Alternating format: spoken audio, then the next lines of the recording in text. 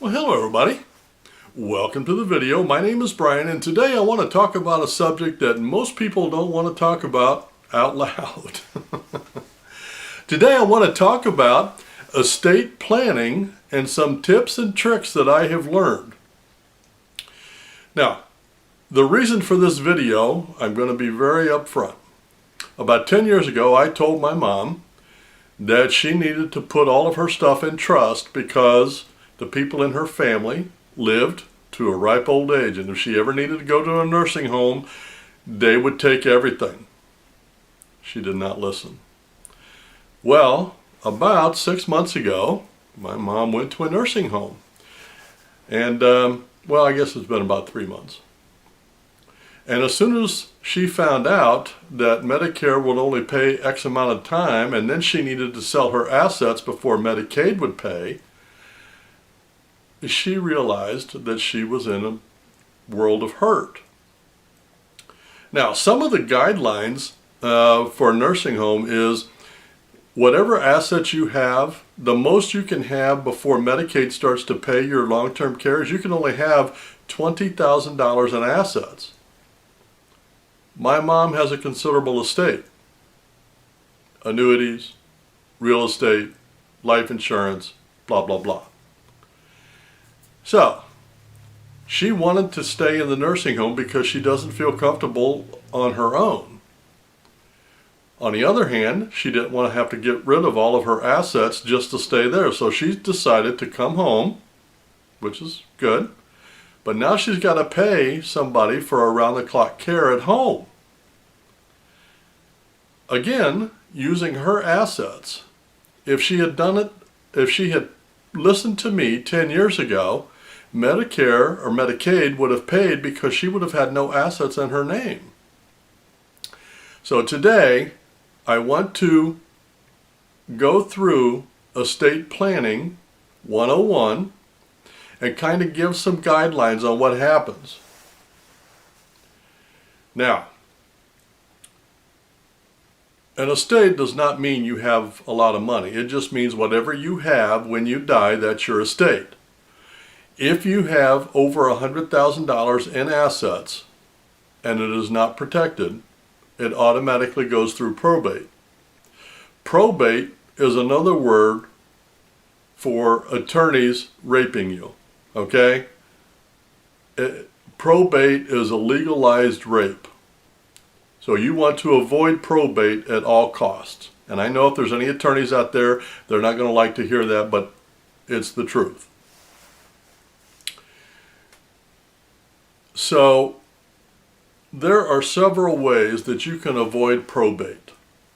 Number one, you can give your stuff away or sell your stuff as you get older. As an example, my dad bought my grandma's house for $1 and let her live there, and they took care of the mortgage and upkeep and all of that. When she died, they had the house, so they just sold the house. That's one way you can do it. Another way you can do it is to put your stuff in trust. And you can do a living trust or just a regular trust. But what a trust does is it protects everything from probate, and if you're in a living trust, you still control all the assets. A living trust is a vehicle devised by attorneys to protect attorneys' assets. So that's the one you want to get. And trying to find an attorney to do a living trust is a trick because they want their buddies to make all their money off of probate. That's not a coincidence. So you put it into a living trust. That living trust holds the titles to everything that you have. You still control it, and then when you die, your assets go to whoever the beneficiary is. Another way is through a will. If your assets are less than $100,000, you can just will everything you want to go. Now here's the thing that people don't understand. If you die without a will or without your assets protected, all of your assets, including real estate, cash, business, everything, goes to the state. It's called dying intestate, which means without a will.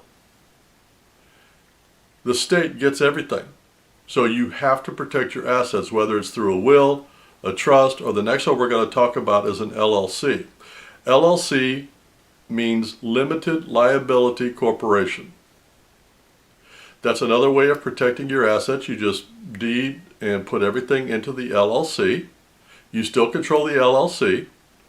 The downside to an LLC is there are additional expenses annually for income tax, because you have to have a separate income tax for the LLC because it's a corporation. Trust, you do not. But that's another possibility to protect your assets. Now, when we are talking about estate planning, there are other things than just protecting your assets. And I have learned this because I have currently gone through this process of estate planning. One of the things is your life insurance. When you have a life insurance policy, if you make the beneficiary your estate, then your life insurance has to be used to pay off all the estate's bills before it's passed around. So the smart thing to do is to pick who you want your beneficiary to be and put a name on that line. Do not put it to the estate. Now, we talked about long-term care with my mom a minute ago. You can only have $20,000 in assets, and they will lien anything that you have. And they will make you sell any assets that you have. When I say lien, you don't have to sell your house if you're married and your spouse is living there. But if you are single, you will have to sell your house.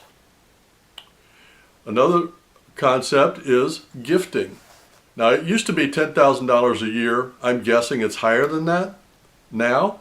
But you can give a tax-free gift to each of your dependents or beneficiaries per year without any tax consequence to you or to them. So let's say you have 5 kids and you give $10,000 per year. You give $50,000 per year without tax consequences for anybody. Another thing you need to think about is your lockbox. Whatever documents you have, your will, your insurance policy, trust, LLC, in order for those to be legal, they have to be the original documents. So you keep your originals in a lockbox, and that's fine.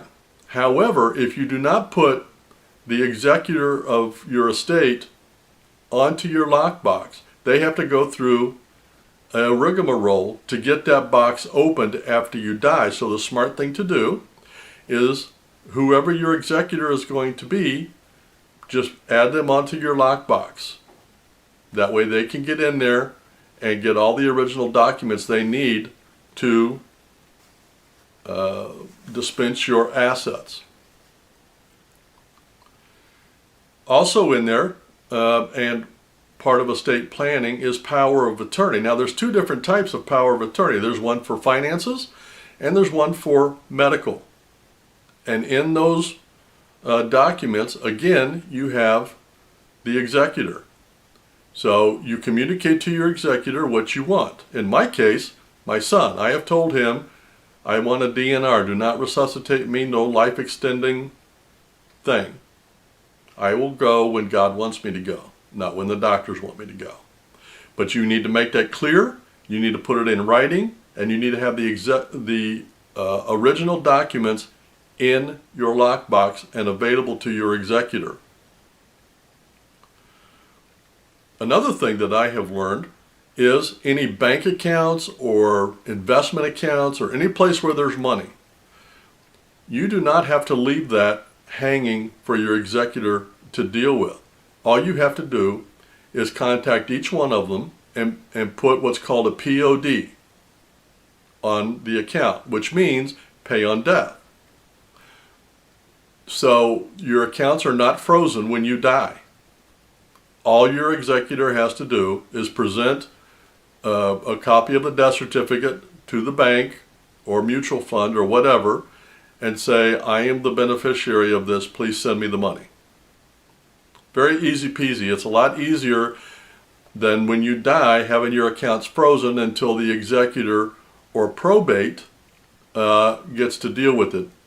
It frees up the cash a lot quicker, it makes it a lot cheaper, and a lot easier to deal with for your executor. Well, that's about all the tips and tricks that I have learned through this process of estate planning. I hope this helps you. I hope you benefit from this, and I hope that you do not do what my mom did and ignore my advice. Because now, at 85 years old, she's dealing with the consequences. Well, you guys have a great day, a great week, and happy investing.